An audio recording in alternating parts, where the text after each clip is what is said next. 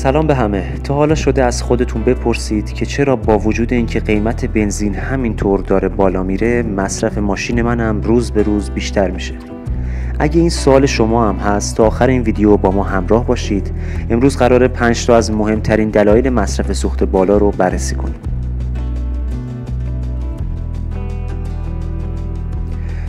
خب بریم سراغ اولین دلیل، سبک رانندگی شما. شاید فکر کنید که این موضوع خیلی ساده است، ولی واقعیت اینه که سبک رانندگی میتونه تا 30% روی مصرف سوخت تاثیر بذاره.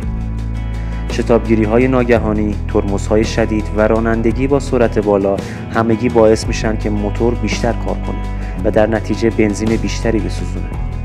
سعی کنید نرم‌تر رانندگی کنید، فاصلتون رو با ماشین جلویی حفظ کنید و از ترمز و گاز ناگهانی پرهیز کنید. دلیل دوم، مشکلات فنی موتور و سنسورها. موتور ماشین شما مثل قلب یک موجود زنده است. اگه قطعاتش درست کار نکنن همه چیز به هم میریزه. سنسور اکسیژن یکی از مهمترین این سنسورهاست. اگه این سنسور خراب بشه، کامپیوتر ماشین یا همون ECU نمیتونه نسبت سوخت به هوا رو به درستی تنظیم کنه و مصرف بنزین به شدت بالا میره. همچنین مشکل در شمع‌ها، فیلتر هوا یا انژکتورها هم میتونه همین تاثیر رو داشته باشه.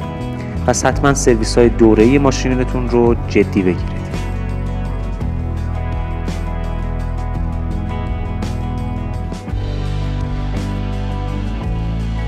دلیل سوم، فشار باد لاستیک‌ها. این مورد شاید به نظر ساده و بی اهمیت بیاد، اما خیلی مهمه. لاستیک‌ها با فشار باد کم مقاومت بیشتری در برابر حرکت ایجاد می‌کنند و موتور برای غلبه بر این مقاومت باید فشار بیشتری رو تحمل کنه. نتیجه، مصرف سوخت بالاتر. هر چند وقت یک بار باد لاستیک‌های ماشینتون رو چک کنید و مطمئن بشید که فشارشون مناسبه. این کار نه تنها مصرف بنزین رو کم می‌کنه، بلکه عمر لاستیک‌ها رو هم افزایش میده. دلیل چهارم، اضافه بار و وزن ماشین. ماشین شما یک وسیله نقلیه است، نه یک انبار متحرک. هرچه وزن ماشین بیشتر باشه، موتور برای حرکت دادن اون باید تلاش بیشتری کنه. هر چیزی که به دردتون نمیخوره رو از صندوق عقب و داخل ماشین خارج کنید. وسایل اضافی مثل زنجیر چرخ در تابستان یا جعبه ابزارهای سنگین و غیر ضروری همه به مصرف سوخت اضافه میکنن.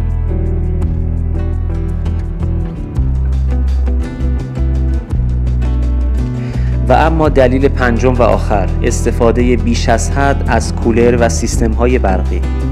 سیستم تهویه مطبوع یا همون کولر ماشین یکی از پرمصرف‌ترین سیستم‌های جانبیه.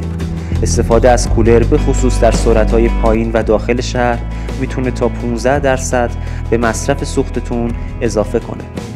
همچنین استفاده از سیستم‌های صوتی، شارژرها و سایر لوازم برقی هم میتونه به طور غیر مستقیم روی مصرف سوخت تاثیر بذاره. البته این به این معنی نیست که ازشون استفاده نکنید، بلکه بهتره استفاده ازشون رو مدیریت بکنید. امیدوارم این نکات براتون مفید بوده باشه و بتونید با رعایتشون هم در هزینه ها صرفه‌جویی کنید و هم به محیط زیست کمک کنید. اگه دلیل دیگه‌ای برای مصرف بالای بنزین میشناسید، حتما توی کامنت ها به ما بگید. لایک و سابسکرایب هم یادتون نره. تا ویدیو بعدی، خداحافظ.